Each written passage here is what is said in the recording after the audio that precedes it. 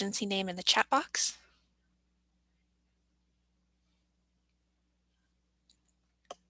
All right, good morning, everyone. Welcome to the February 2021 OC HMIS user meeting.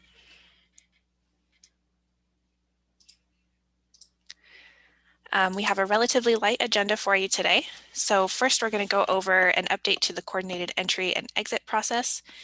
Then we'll go over the bed reservation eligibility functionality, a small update on the 2021 HIC and sheltered pit.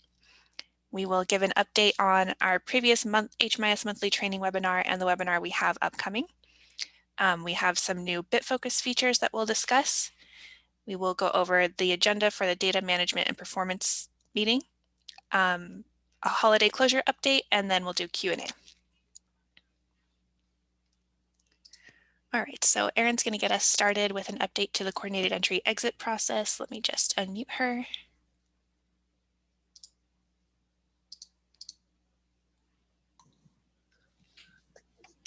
Hello, everyone. So there's been a change in when clients should be exited from the coordinated entry project. So we've been in conversation with the Family Solutions Collaborative and the healthcare agency on this change in process.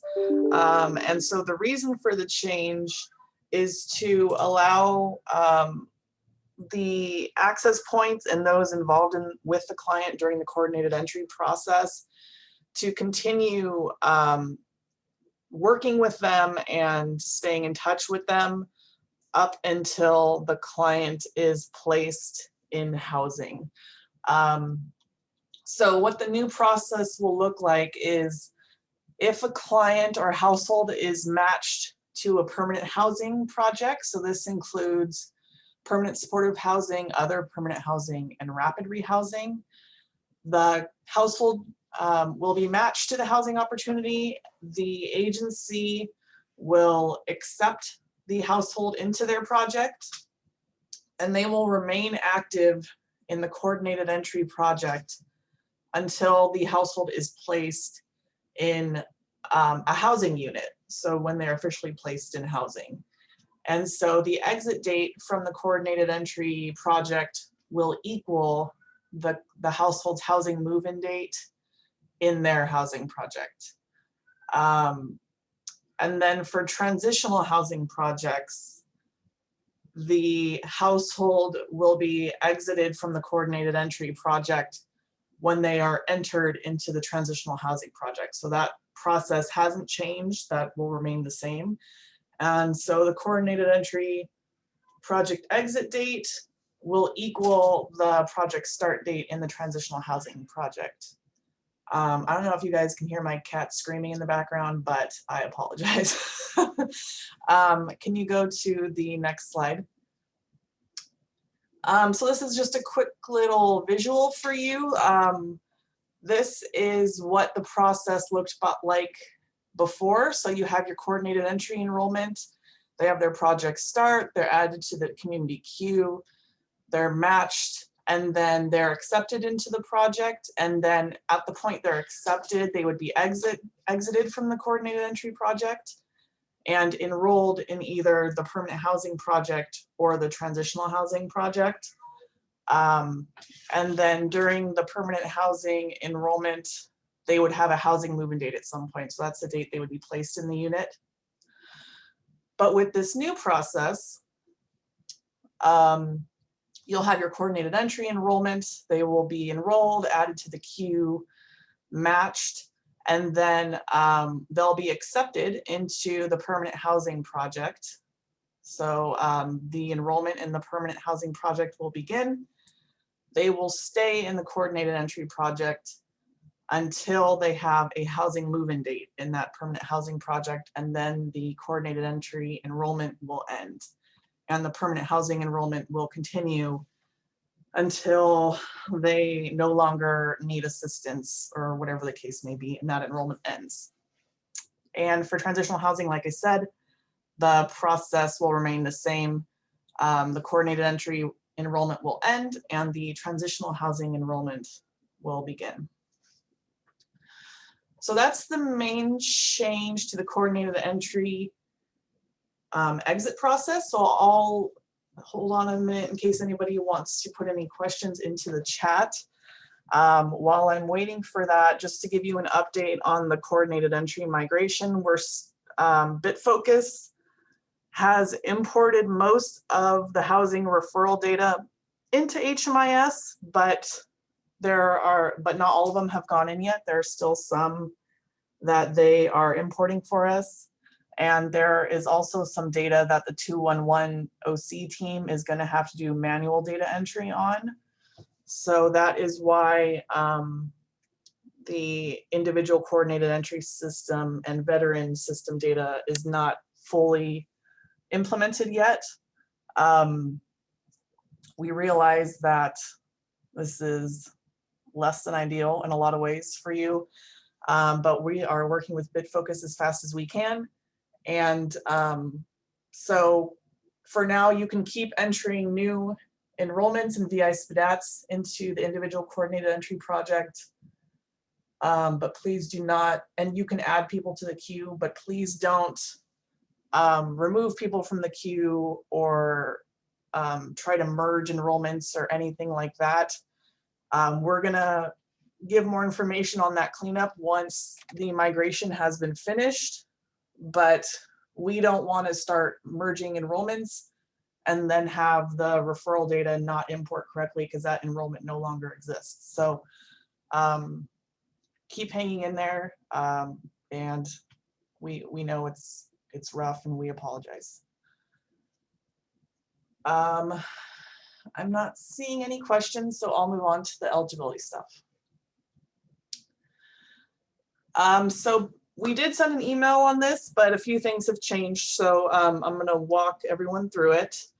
The bed reservation eligibility functionality is now implemented in HMIS. So what this means is that the matchmakers for the bed reservation process can now match clients based on eligibility criteria. So for example, if a project has an eligibility requirement that the head of household must have full custody of a child, they can filter out households on the queue to only include those that have households with full custody of a child. So it's this will help streamline the matching process and hopefully result in more accurate and successful matches. So in order to implement this functionality, some fields on the family coordinated entry enrollment and the bed reservation assessment have changed. So I'm going to show you that in a second. And we are starting this functionality with the emergency shelter bed reservation process, but we will also be implementing this for the family coordinated entry system as well as the individual coordinated entry system in the future. But we wanted to start small first. So Casey, can I share my screen? Yes, theoretically. Okay, you should be able to now. So for the moment, you should be seeing clarity now. For the moment, these changes only affect those access points for the family coordinated entry system. So if you are not an access point for the family coordinated entry system, you can just kind of hang out for a minute. But there's a couple changes to the enrollment screen. The first is that we have added city ties questions. So these two specifically are for Garden Grove and Anaheim, because those are the cities that the projects in the emergency bed reservation system have to have ties to, or at least a city preference. So the question is, does this household have ties to Garden Grove? And then there, if you hover over the field, there will be a description of what are included in ties. So to help you answer that question. And so this, like I said, is going to help with matching, because the Family Solutions Collaborative will know if the household has ties to a city that's required for entry into some emergency shelter projects, or at least it will help them to start a conversation with the household to figure out if they are eligible based on their city ties. The other change to the enrollment screen, we removed the felon questions from the enrollment screen, and the reason for that was because the Family Solutions Collaborative felt that that was a conversation that should probably be had once the household is more comfortable with the access point and will answer more honestly. And then the other change that we made was we've changed how the custody data is collected. So there's no longer custody fields on the child's enrollment. Now it's just on the head of households enrollment, and it asks, do you have full custody of at least one child that's going to be housed with you? If you say no, it'll ask, do you have at least 50% custody? And then they will answer that. And the last change to the enrollment screen is how pet information is being collected.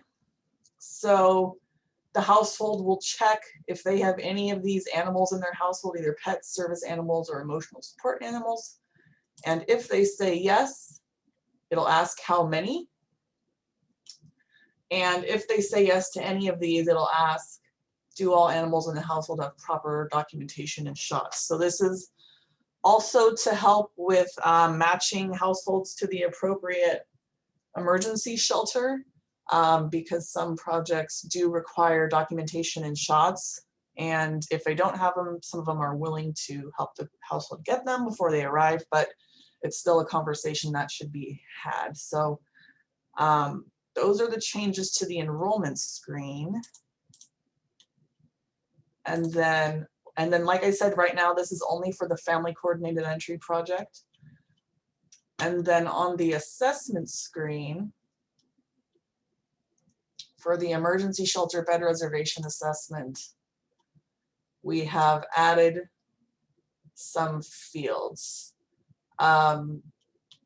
So we are now collecting if there are at least 2 clients in the household that are age 18 and above, yes or no.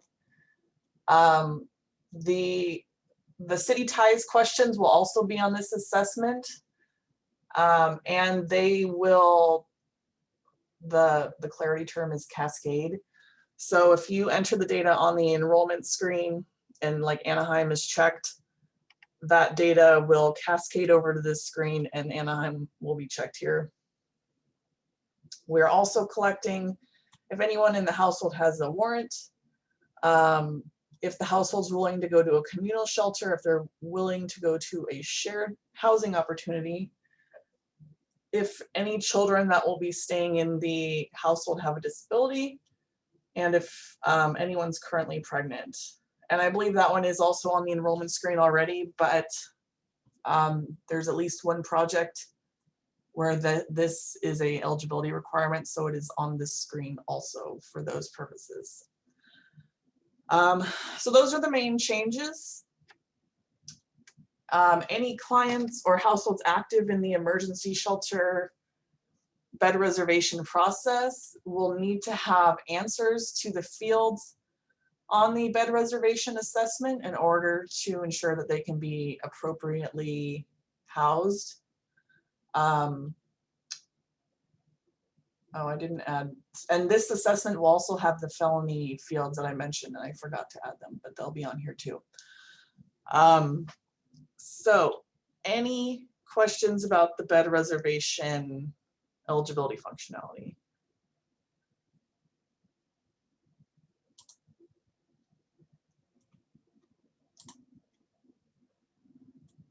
I'm not seeing any questions, so that's it for me.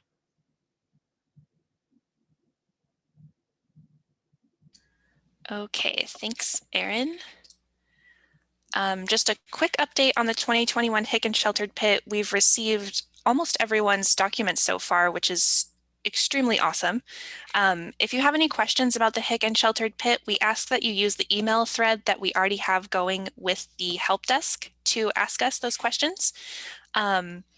If you haven't already, please upload your HIC answer form and your HIC cover sheet to Dropbox and then submit a ticket to the HMIS help desk because we do not automatically get notified when you add or change things in your Dropbox. So please make sure to submit a ticket for us. And then from now until February 12th, you should be using the reports that are linked in the 2021 Hick and Sheltered Pit knowledge base article to ensure that your HMIS data entry is accurate.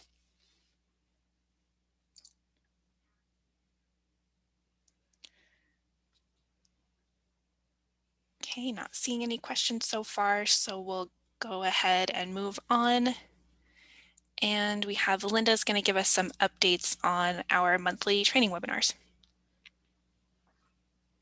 Hi, so we want to thank you for those who participated in our agency admin and data quality monthly training webinar.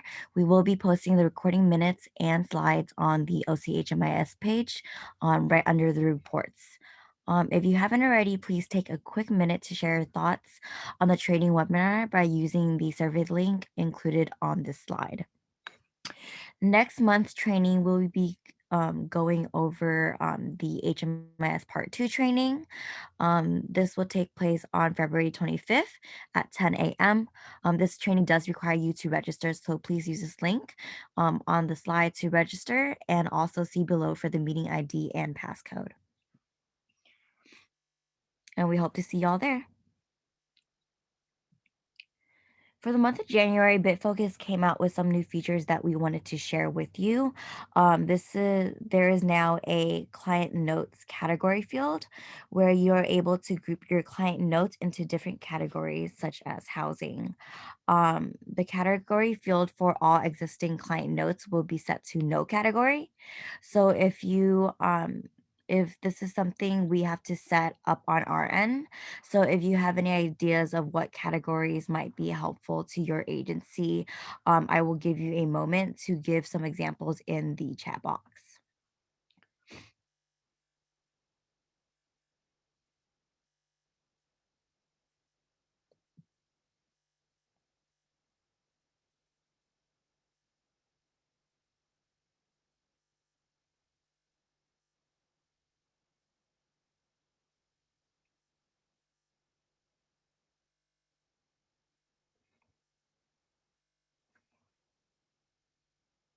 So for Rebecca, housing, and Connor also said housing, benefits and referrals, also documents. So we will go over this and we will be adding this to the category for the client notes. And if you're not able to think of one at the moment, but happen to think of one later, please let us know by submitting a ticket and we can add in a category for you.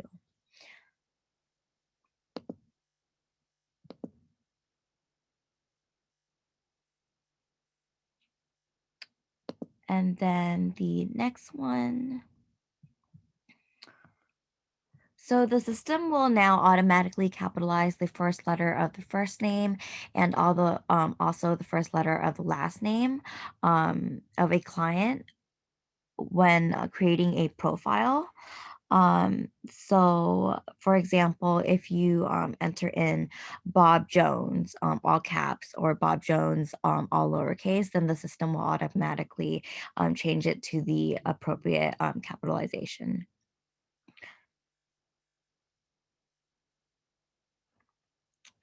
And the next one, um, so now the system will let a user know when a user attempts to access Clarity from an unsupported browser.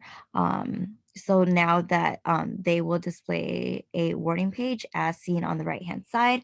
So please be aware and only use the most updated versions of Microsoft Edge, Firefox, Chrome, and Safari, or you'll be getting this message as a warning to update your browser.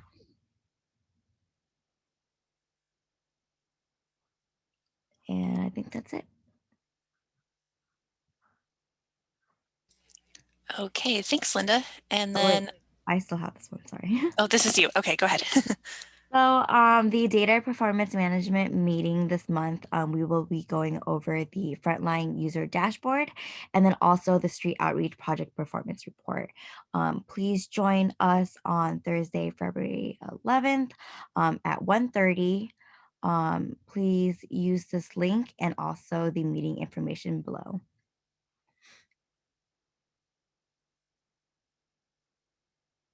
And that's it. Hi, just wanted to mention that we do have an upcoming holiday this month on February 15th. The help desk will be closed to celebrate President's Day. So any tickets that are submitted on Monday, February 15th will be addressed on Tuesday, February 16th. And have a good holiday, everyone.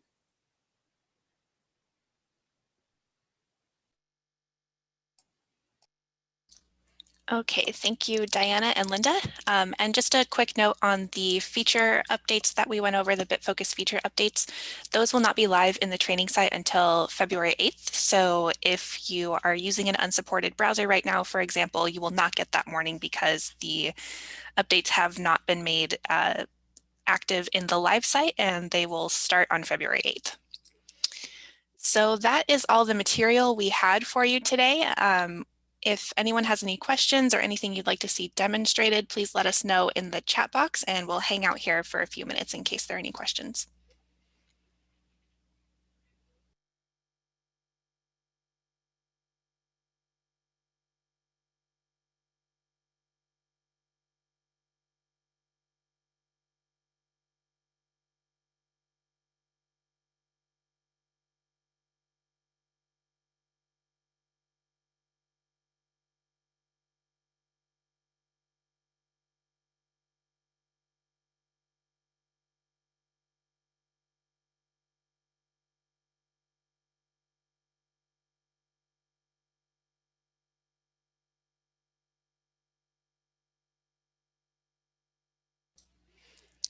All right, so we're not seeing any questions come in. A couple thank yous. Thank you guys as well. So if you have any questions for us, go ahead and submit a ticket to the HMIS help desk, and we will see you at the next HMIS user meeting, which will be just a second, will be Wednesday, March 3rd, 2021. All right, have a good day, everyone.